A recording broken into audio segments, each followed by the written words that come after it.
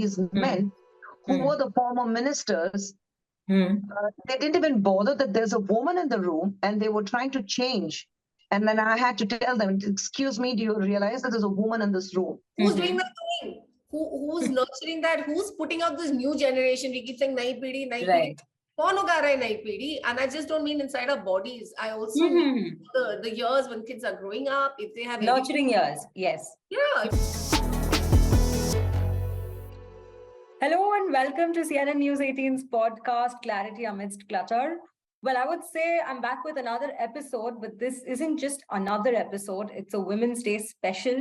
Today is Women's Day, and we're celebrating it across the world, celebrating women across the world.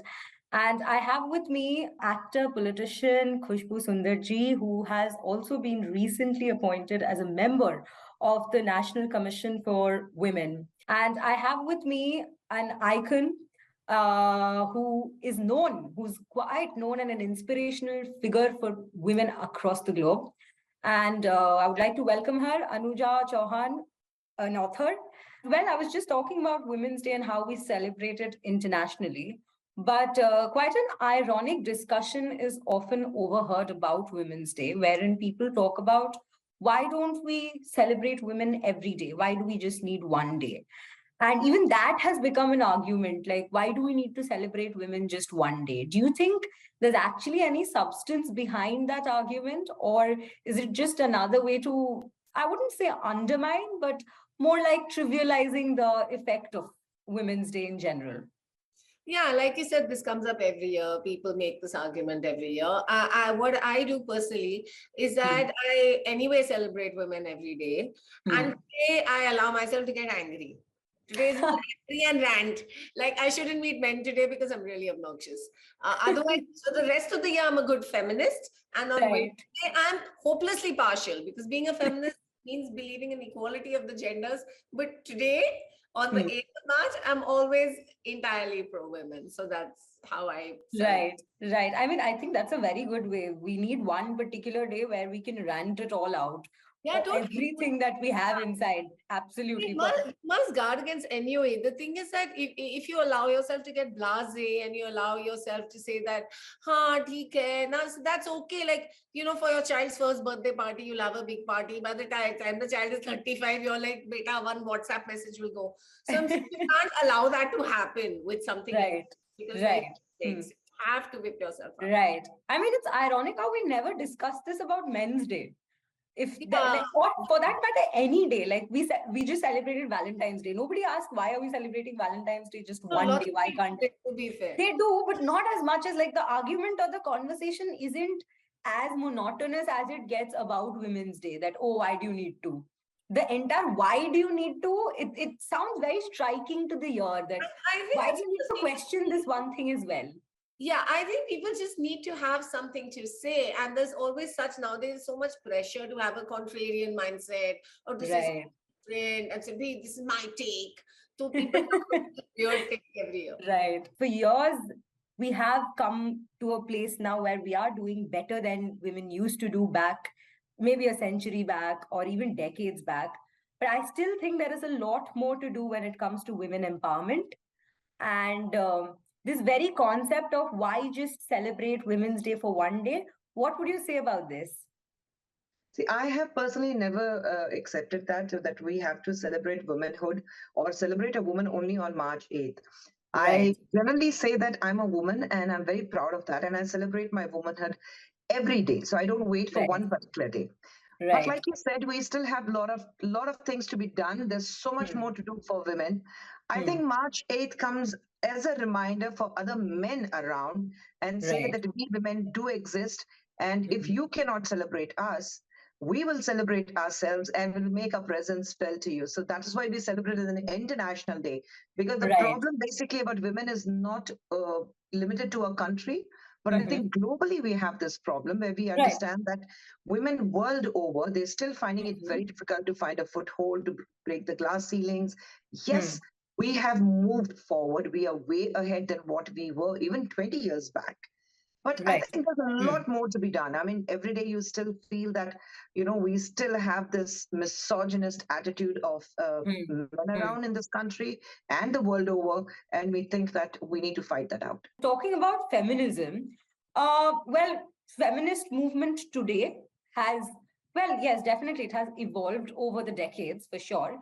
But how would you see it? Like, would you see it as an evolution, or would you see it as like, especially in today's day when we have social media and every little instance there is like a constant scramble that we see that everybody feels the need to be heard. Well, it's all fine when you feel the need to be heard, but there are certain issues and the way they are treated or brought up on social media, instead of them getting highlighted, we see most of them getting trivialized because of the way they are treated. So feminism today, if we discuss about that, what would your comment be on it? See, my comment on feminism is always the same thing. It is not a trivial issue. It is not a fringe thing. It's not something, those last few points at the end of the meeting that you don't give much importance to. We are talking Right. half the planet here. We're talking half the globe. We are talking 90% of the parenting, let's be honest. Okay.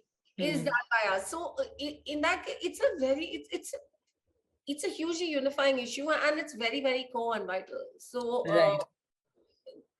it's that, I mean, if the whole point of being on the planet is to grow a new crop of human beings every 20 years or so, who's doing that thing? Who's nurturing that? Who's putting out this new generation? We keep saying nai pidi, nai pidi. Right.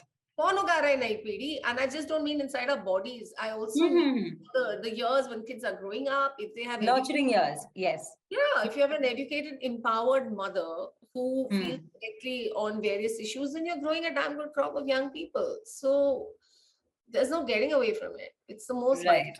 The society has always been judgmental no matter what you do, honestly. So there have been talks like, especially when recently Jacinda Ardern resigned as the prime minister, there were talks about, but why does she need to go back to her personal life if she's doing so well in her political career?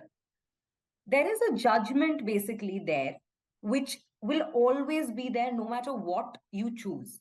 People who choose their personal life over their professional life, and a choice which they make on their own, not being forced by somebody, not being pressurized by somebody, but just because of their own mental welfare. That's something they want to engage in, their personal life, their home life, their family life. And then there are people like you yourself who has had such a supporting family, and you had the opportunity to go out there and be the strong independent character that you are, the inspiring character that you are. Now the problem is there is a judgment on both sides, that why are you choosing your personal life over your professional life if you end up doing that, and if you end up choosing the other way around, there is, you're questioned then as well. Why is this still a thing in 2023? The reason being because people who are judgmental, they're so weak. They're extremely weak. They cannot juggle. They cannot multitask, and Right. they become, I think, very judgmental. I won't say opinionated, but very judgmental, because they know they are not capable of doing this. Right. So the next best thing, you judge a person. That's the easiest thing to do, because you don't have to apply your mind. You just don't have to apply your mind. You look at somebody and you're judgmental. Okay, this is how she is. And I think that comes very easily to them. And people become judgmental, I think, when they are aware of their shortcomings, when they're aware of their own weaknesses, when they are aware that they're not capable of succeeding in life. So all to hide their minus points, to hide their shortcomings, they immediately become judgmental, especially about women. So I think we don't even have to bother about them, that somebody is judgmental about me, because I said, okay, if you want to be judgmental, well and good. I mean, I do not know you from Adam, so I don't bother what you think about me or how you feel about me. I know who I am. My loved ones know who I am. My friends know who I am. I think that matters to me, and that's it. Right. Some men find a very very sadistic pleasure in maligning a woman, or trying to prove that I'm a man, and I don't know how do they do that. I mean, I look at them, and some men try to do that. I think I look at them and I say, I really pity the family to have such a misogynist, patriarchal mindset man at home, and I pity the woman at home. And then my mindset immediately goes to the mother who has brought up a child.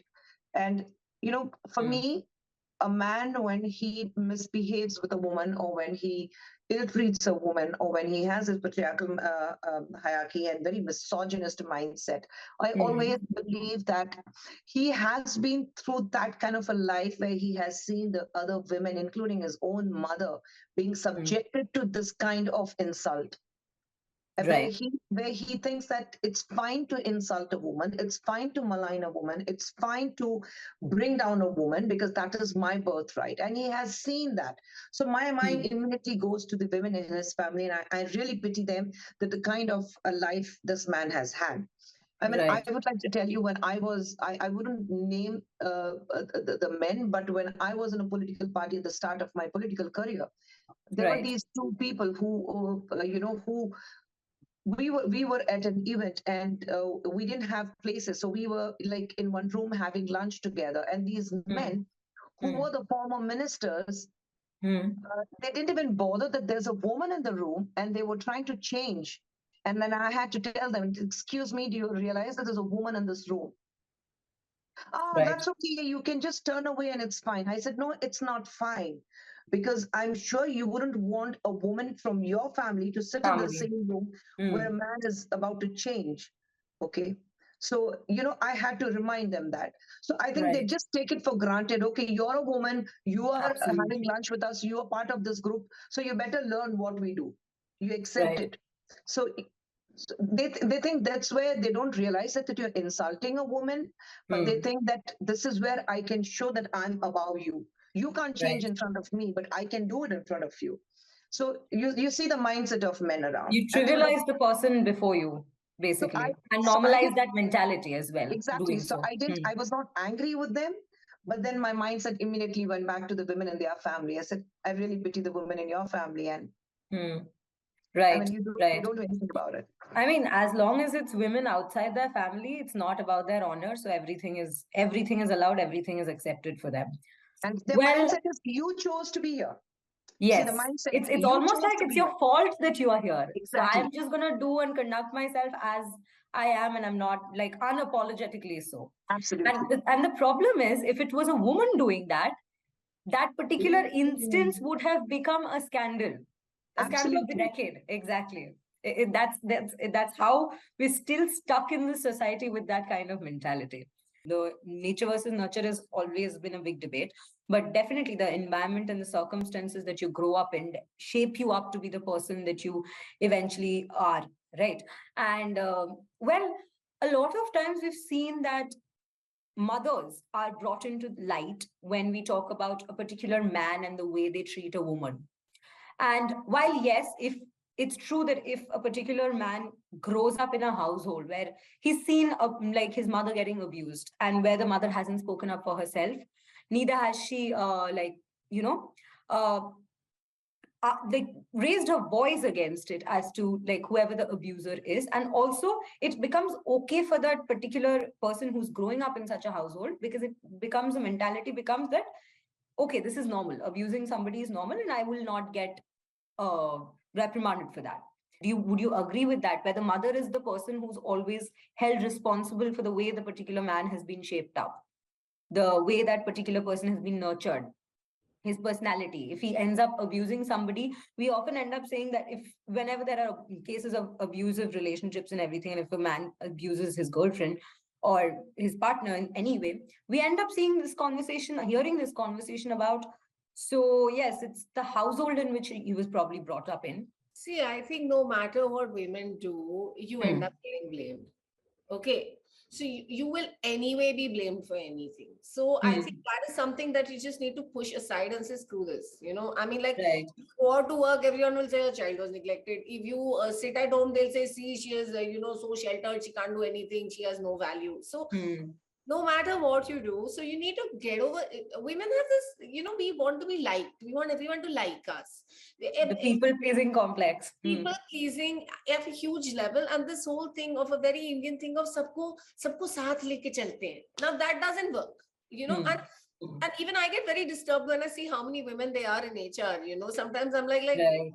what are these profilings we're getting into here? Am I just being imported to the office as a sort of an office mummy? Is that what's going on? So I'm saying that these are things that we look at as some kind of cons, but actually they could be huge pros as well. So I'm not saying that we're out here to be a sort of like a cut price man. We have certain instincts and certain strengths. So do men, and Right. very important. And I think, and of course, I mean, this is always so confusing. And of course, women are sometimes much more patriarchal than men are. If we had perhaps more men who have been brought up by, I don't think we should kid ourselves and take away our responsibility from the parenting part of things, right? Right. We are the principal parent. We might as well bloody well own it, and instead of saying papa sham ko ghar aayenge to dekhna kya hoga, you do whatever has to be done without papa, na? Right. Just own that thing and do Raise it. your own voice against whatever you have to. Don't be some pushed around kind of person who at the the fag end of Kabhi Khushi Kabhi Gum, that woman opens her mouth. If she had done it right from the start, that movie would have been, Right. So I'm saying that sometimes very often you can't pick the battlefield you're in because of your societal, your background, the place where you are. Aapki bhi koi majboori hai. You're in a certain setup, but you can be a damn good feminist in that setup. Right. You can. So you need. We always feel like women don't. They say, don't ask for trouble, don't ask for attention, don't ask for advice. All we do is ask for permission. That's our thing.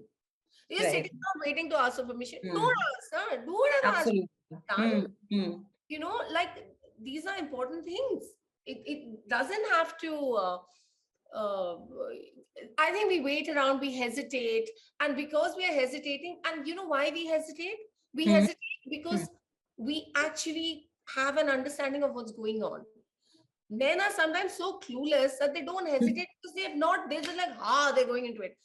My hesitation is probably a function of my sometimes being much more aware and informed of the stakes that are going on, which is why I hesitate. But while I'm hesitating, some man will reach forward and grab that thing, which is considering carefully, right? So I think that if we have more faith in ourselves and some of that self-confidence and entitlement, entitlement is considered a negative word, but sometimes just think like, yeah, I've got this, I can do this. We don't have that.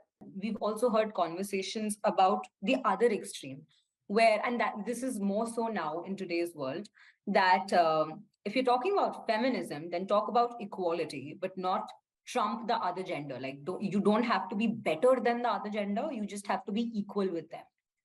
But then the point is, even in the year 2023, we are discussing about permission, how permission is the bigger deal for us. Yeah. So how is the conversation about, even trying to trump the other gender come into play in that particular scenario?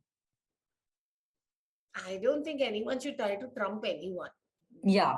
If you look at it that way, like the thing to do is, let's say I've got a particular set of talents and a particular set of interests and a particular set of responsibilities. Now, uska Venn diagram bana ke, I'll do the best I can do. Right. Like you need, the main thing is like, think about yourself, right? I mean, like keep that, try and polish that particular diamond you've been handed when you're born, which is your good, and you polish that and make that the best thing. So this whole competing with another girl, how is gender important? If it's a corporate kind of a thing, if it's whatever the jungle that you're fighting in, if you want to look at it that way, how does it matter? Yeah, but why do you have to get into people's like undies and figure out the genders? That's besides the focus needs to shift onto what you. Either way, and it's wrong to say that, woman card, but I do meet girls who will, they'll say, you fall back on it, and maybe that's right. Maybe it's human, you fall back on it because you don't know what else to say in that point, and so you'll come up with like a very like a girly kind of an excuse, girly a defense for something that didn't happen, right? And I think that's a bit of a cop out, but at the same time, you can't really blame someone because sometimes that is their reality, Like, I can't work late because my parents are really going to have an issue with that, right? So you can't work late. But then it's up to the organization. Now you know the girl can't work late, and you make it work for her. Right. So that there's We some put it into perspective as to how it's being used as a woman card. and stop saying it's not a woman card. She Exactly. genuinely can't work late. If she genuinely has period pain, if she's breastfeeding and she wants to do it because it's good for the planet if all of us breastfeed, you know. So I'm saying that all these things that we have put in these are not girly issues. These are issues for everybody. Everybody. Be considered like that and not say she's playing woman card. It needs to say this is a massive thing and it affects so much of our workforce and we should cater to it. It's very common to say this, that, women bring down other women. That what is your take on that comment? I think genuinely it's a very derogatory way to put it. I mean, definitely there are situations where you're probably competing with a colleague or with another peer who is a woman, but it does not it does not have to be that you're basically trying to bring her down because she's another woman. I mean, for that matter, if you look at it, there are men out there fighting wars. Exactly, that's just what I was going to say. Men bring down men every day. Every day, if you open a newspaper, it is, if you want to look at it through the gender lens, it's men bringing down men. Right. So what are we? Nobody said, look, he's a man, he brought down a man. Because absolutely, there's so many men out there that it's normalized, right? But where does this question then, where does this phrase arise from then, that women bring down other women? No, we are actively, that is, I mean, this is not really stuff that I know about very well, but like, I mean, social, whether it's society or it is, whatever you are, there is this little succession battle, just like it goes on in the world of men, it goes on in the world as well, right?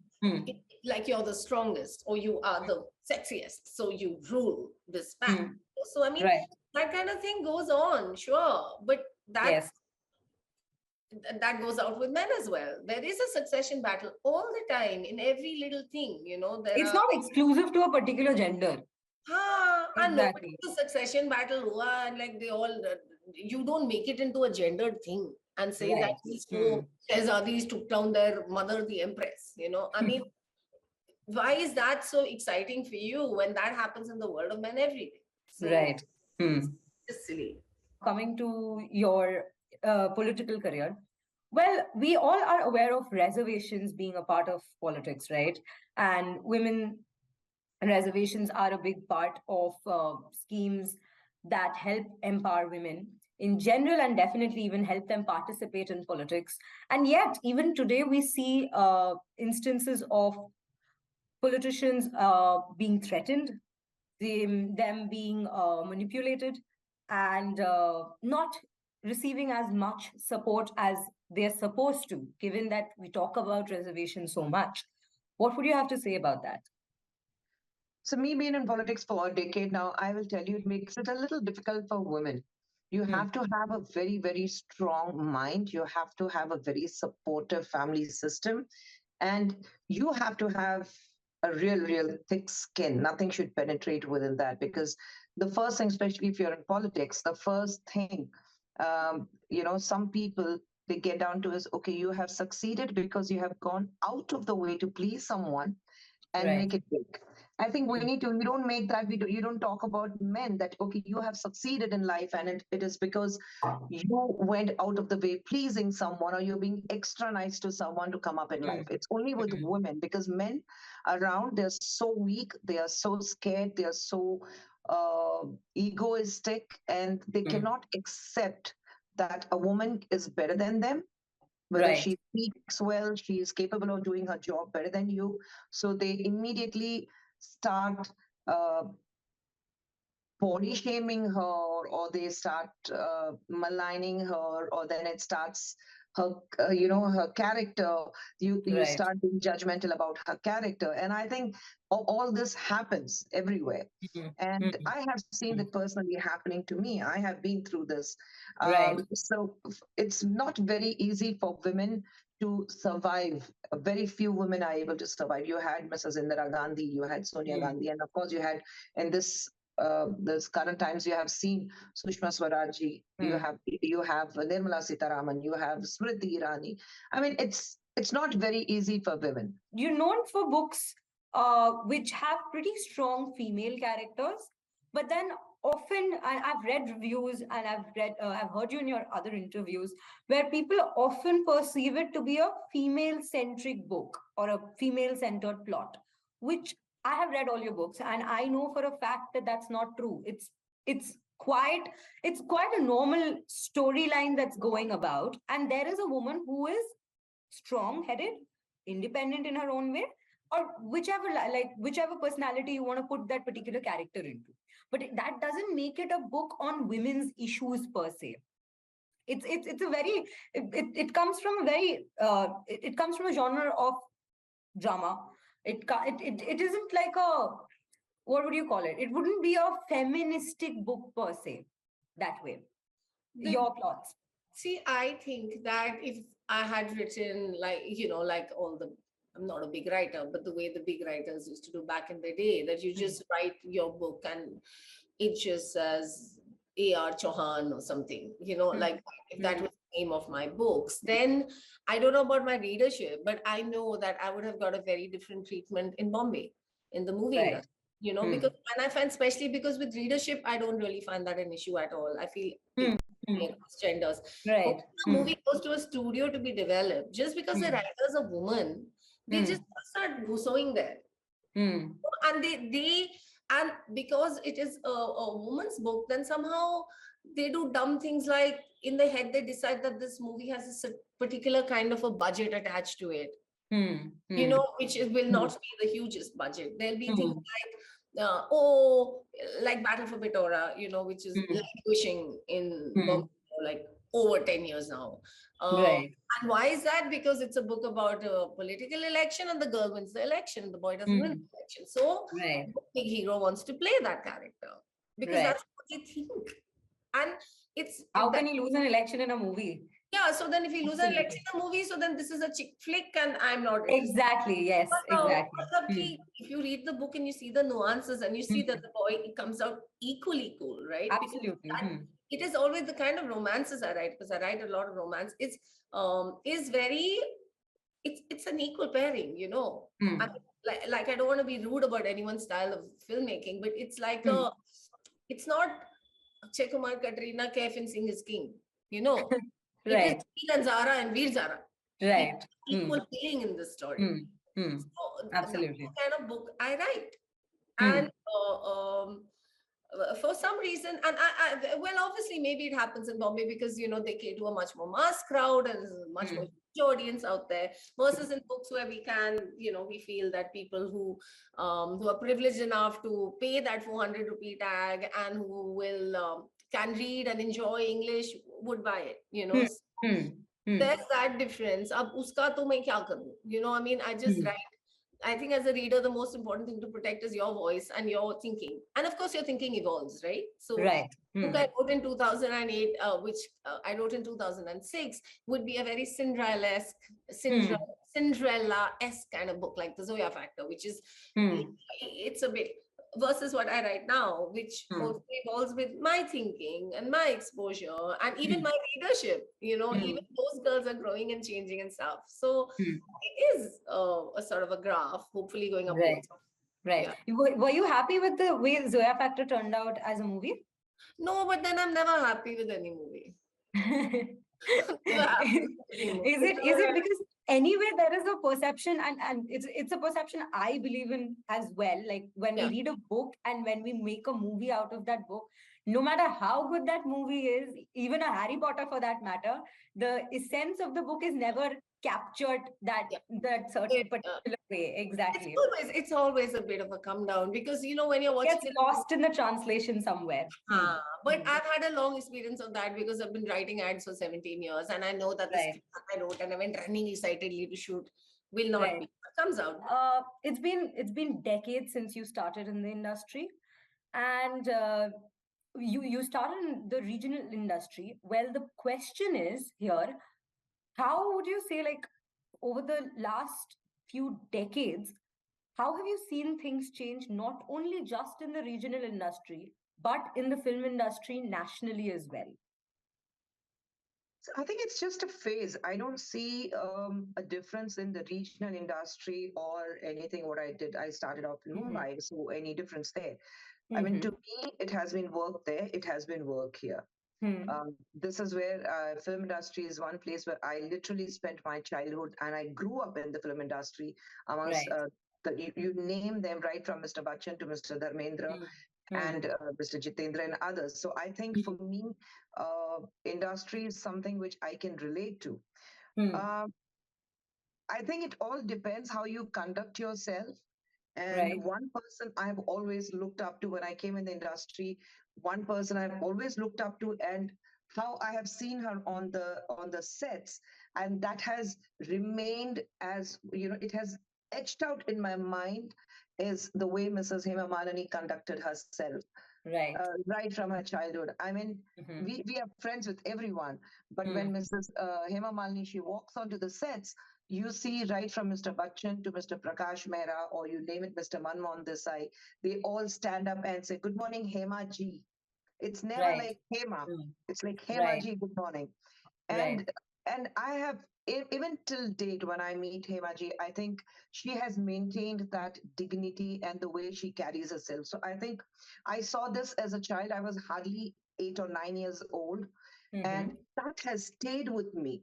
So Right. I think it's just the way you conduct yourself in the film industry and the kind of respect you garner for yourself. Right. Of course, Would we you have a call her lot of your role model? kind of, yes, when it comes to a woman. I mean, you look at her journey. It's really, really Hmm. inspiring Hmm. from where she started, Definitely. how she has been. Of course, you're blessed. You're truly blessed when you're born as a dream girl. You don't have any other dream girl in the Indian industry. Right. But Huh. but then I think to maintain that and Hmm. above everything else, to maintain that dignity, to Right. maintain that respectability, to Hmm. actually uh, ask, you just don't ask for a respectability. You just people just give it to you the way You you earn conduct it. yourself. You end Yes, up you earning earn it. it. You Yes. earn it, and Hmm. and that I have seen Mrs. Hema Malini doing that. She earns that respectability, whether Hmm. it was cinema or even in politics today. So I Hmm. think that has stayed with me quite a lot, and I've always said that I really really look up to Hemaji the way she has conducted herself in the films and the politics. To me, Right. I love having friends. So Mm-hmm. I'm on, like, of course I'm not on a backslapping terms, but then I'm very very friendly person. But I know where to draw a line. I Right. definitely do know where to draw a line, and I know that if this is a place where probably they're going a little overboard, then I move away. So Right. I think for me, film industry has been great, and misogynist attitude, yes, it does exist. But then tell me one industry which it does not. Where it does not. Yes, definitely. But when you talk about the film industry, we still hear about things like female artists not having as much say as their co-actors, right?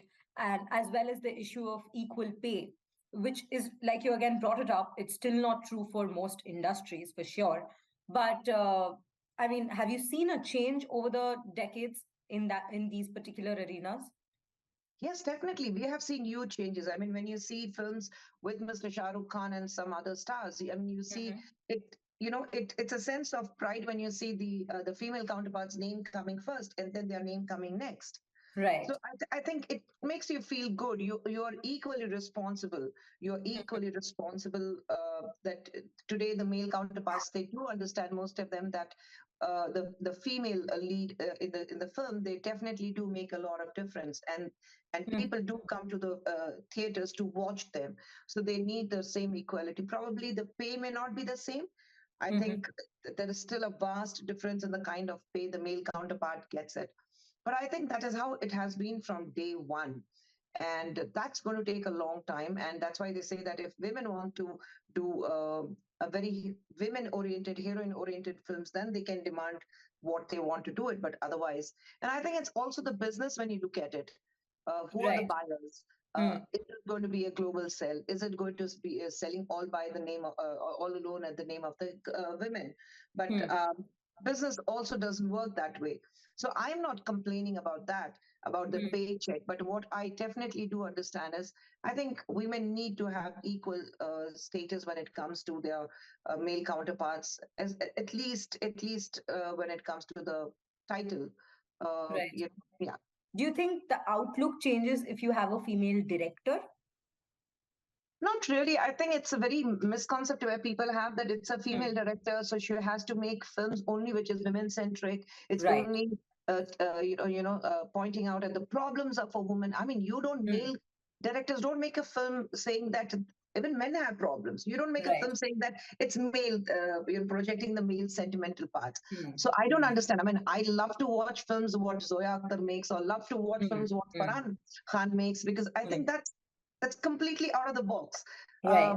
Farah Khan is more of a very commercial director. And Right. I think I love to see that in a woman, whether it is Om Shanti Om or Happy New Mm. Year or anything. I think Mm. it gives me a very, like a woman director who is least bothered about making a film which is about women centric, and it has to be about the women problem or focusing Mm. on women's issues. Here she is making a very flamboyant, happy go lucky, and an entertaining film. So I love Right. to watch Farah Khan. I love to watch Zoya Akhtar. So Mm. I don't want women to make films that, to confine themselves and say, put them Mm. in a bracket and say that, okay, I can make films which is only women centric and centering about women problems. Right. I mean, you have somebody like Sanjay Leela Bansali who makes Mm. Gangubai. It's Right. women-centric film, but then he Right. does it. You have Madhur Vandarkar who makes films like Fashion, which is Mm. about women and the issues what they have faced.